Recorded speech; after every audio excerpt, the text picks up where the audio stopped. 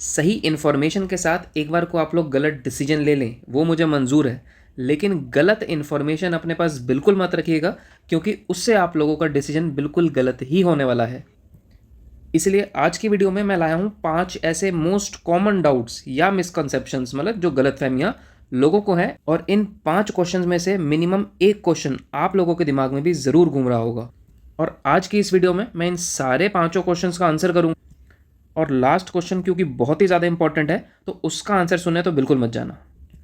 तो स्वागत करता हूं आप लोगों का रिटायर श्योर में, जहां हम लोग बात करते हैं आपकी जॉब और रिटायरमेंट से रिलेटेड सभी इंपॉर्टेंट टॉपिक्स पर। तो आइए स्टार्ट करते हैं अपने सबसे पहले क्वेश्चन से। तो सबसे पहला मिसकॉन्सेप्शन ये है कि यूपीएस में जो मैं रिटायरमेंट पर 60% पैसा विड्रॉ करूंगा वो सिर्फ और सिर्फ मेरे कॉन्ट्रीब्यूशन में से होगा। तो इसके लिए हमें पहले समझना पड़ेगा कि किसका कॉन्ट्रीब्यूशन एग्जैक्टली किस कॉर्पस के अंदर जा रहा है। तो देखिए, यूपीएस में ना 2 तरह के कॉर्पस होते हैं। पहला है इंडिविजुअल कॉर्पस और दूसरा है पूल्ड कॉर्पस।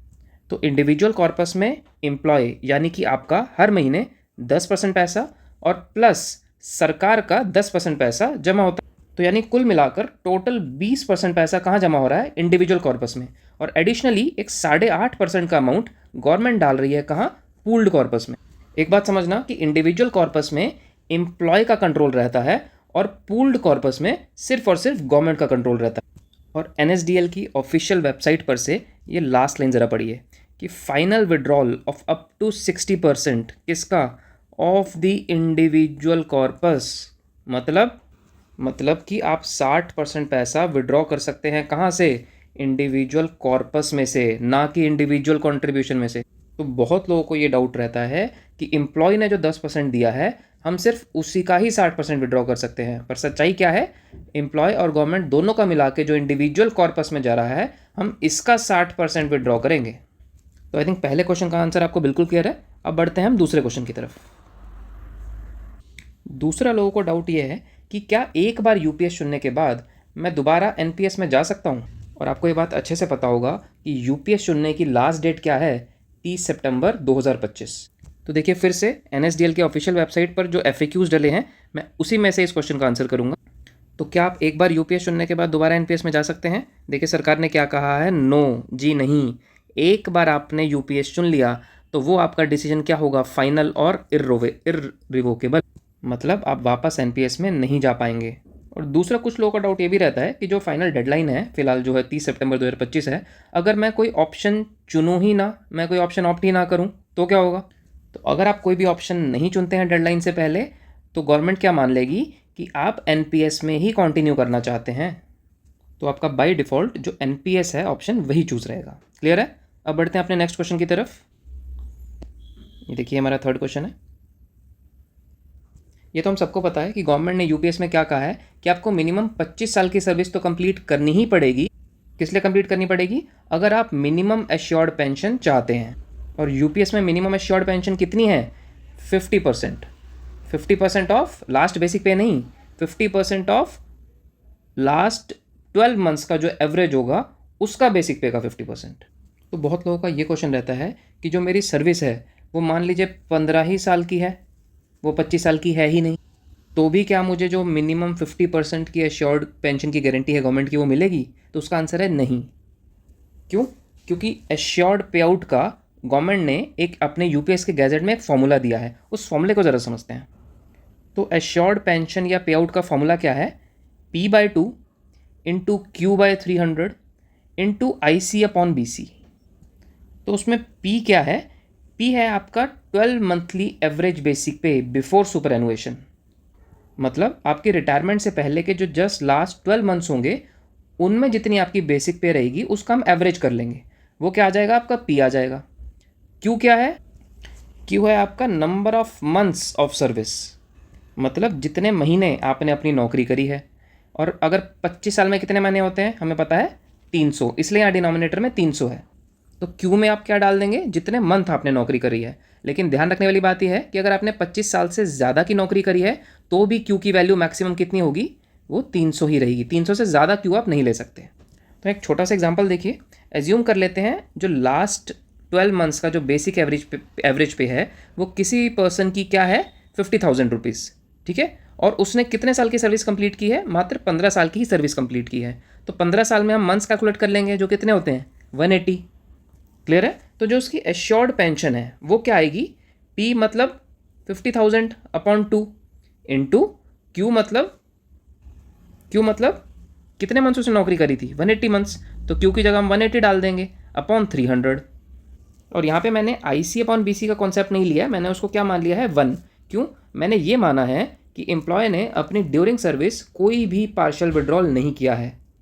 अगर उसने पार्शियल विड्रॉल किया होता तो ये कॉन्सेप्ट लगता, लेकिन मैं ये मान रहा हूँ कि उसने कोई पार्शियल विड्रॉल नहीं किया है, तो IC अपॉन BC के कॉन्सेप्ट को मैं फ़िलहाल अपने इस एग्जाम्पल में नहीं मान रहा हूँ। तो देखिए, अगर उस बंदे ने 50,000 जो उसकी लास्ट 12 मंथ्स की बेसिक पे थी, है ना, और 25 साल की सर्विस कंप्लीट की होती, तो डायरेक्टली हम इसका हाफ कर देते, तो कितना आ जाता? 25,000 की उसकी पेंशन बनती। लेकिन क्योंकि उसने सिर्फ 15 साल की ही नौकरी करी थी, तो 25,000 के बदले अब उसकी पेंशन कितनी बनी? 15,000। तो इस कॉन्सेप्ट को हम बोलते हैं proportionate reduction in assured pension. I think इसमें भी आपको कोई डाउट नहीं होगा। कोई भी अगर आपको डाउट है तो फिर भी आप कमेंट बॉक्स में ज़रूर पूछ सकते हैं। और यहाँ तक अगर आपको वीडियो अच्छी लगी है तो प्लीज़ हमारे चैनल को सब्सक्राइब करिए, क्योंकि इससे हमें बहुत मोटिवेशन मिलता है इस तरह की और वीडियोज़ लाने का। और आप अपने दोस्तों और कलीग्स के साथ भी हमारे इन वीडियोज़ को ज़रूर शेयर कर सकते हैं। तो चलते हैं अपने नेक्स्ट क्वेश्चन की तरफ। ये देखिए, फोर्थ क्वेश्चन हमारा क्या है कि अगर मैं UPS अडॉप्ट कर लूँ तो क्या मुझे ग्रेच्युटी या लीव एनकैशमेंट जैसे और भी जो लाभ हैं, क्या वो सब मिलेंगे? तो देखिए, ये भी बहुत बड़ा मिसकॉन्सेप्शन है, तो इसको मैं बिल्कुल क्लियर कर देता हूँ। ये देखिए, 4 पॉइंट्स लिखे हैं। क्या क्या? ग्रेच्युटी, जो अभी के टाइम पे आपको मैक्सिमम 25 लाख तक की मिल सकती है। लीव एनकैशमेंट, जो आपको अप टू 300 डेज मतलब 300 दिन की आप लीव एनकैश कर सकते हैं अपने रिटायरमेंट पर। CGEGIS पे आउट, मतलब जो आपकी ग्रुप हेल्थ इंश्योरेंस स्कीम होती है वो। और फोर्थ, CGHS या मेडिकल बेनिफिट्स।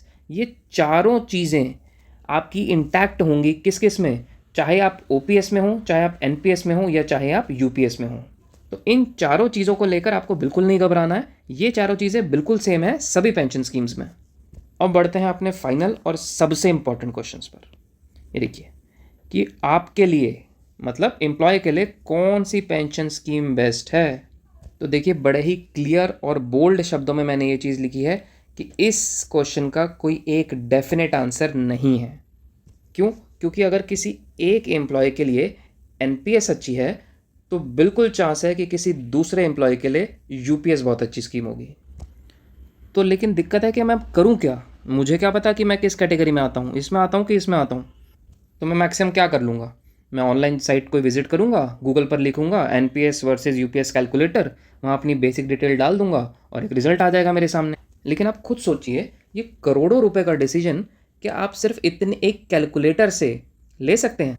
और एक अगर किसी ऑनलाइन रैंडम कैलकुलेटर में मैंने अपने बेसिक डिटेल्स डालकर जो रिजल्ट निकाले, क्या वो डिसीजन सही होगा? आइए इस चीज़ को समझते हैं। कैलकुलेटर से आपको क्या हेल्प मिलती है, देखिए। क्योंकि देखिए, अगर ये डिसीजन इतना ही आसान होता ना तो लोग अब तक ले चुके होते हैं। क्योंकि देखिए, कैलकुलेटर से आपको क्या हेल्प मिलती है? कैलकुलेटर में आप कुछ इनपुट डालेंगे, उससे क्या रिजल्ट मिलेगा, है ना? क्या इनपुट डालते हैं आप? देखिए, कैलकुलेटर में आप डालेंगे अपनी बेसिक पे, आपकी कितनी सर्विस लेंथ बची है, आपकी डेट ऑफ बर्थ क्या है, आपका NPS टायर 1 में कितना, कॉर्पस में कितना अमाउंट पड़ा है, प्रेजेंट DA कितना है, आप क्या फ्यूचर में रिटर्न एक्सपेक्ट करते हैं। तो देखिए, बेसिक डिटेल्स डालेंगे तो एक बेसिक सा रिजल्ट ही तो देगा आपको कैलकुलेटर।